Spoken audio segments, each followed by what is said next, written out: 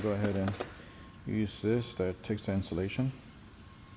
Spin it a couple times, pull it, cut off the string.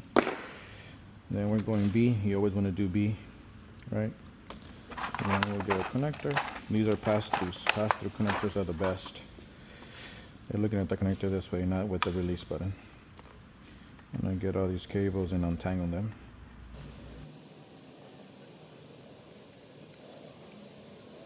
Use your finger to remove the curly, nice and straight.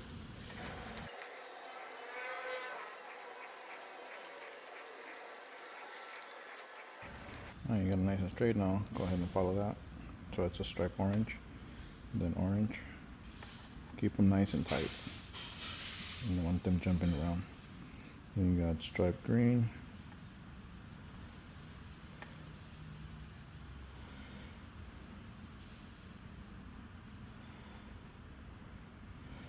And you got blue.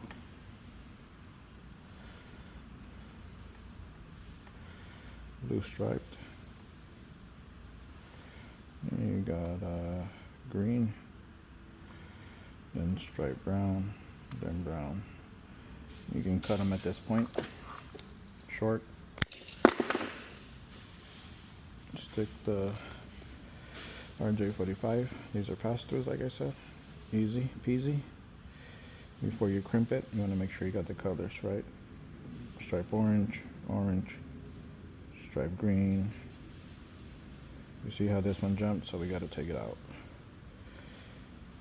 After the stripe green, we have blue.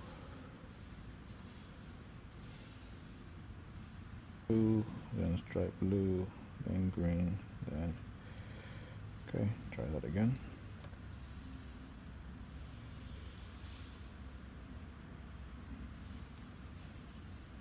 Orange, stripe orange, orange, stripe green, blue, stripe blue, green. Alright, good. Go ahead and put this on your connection point.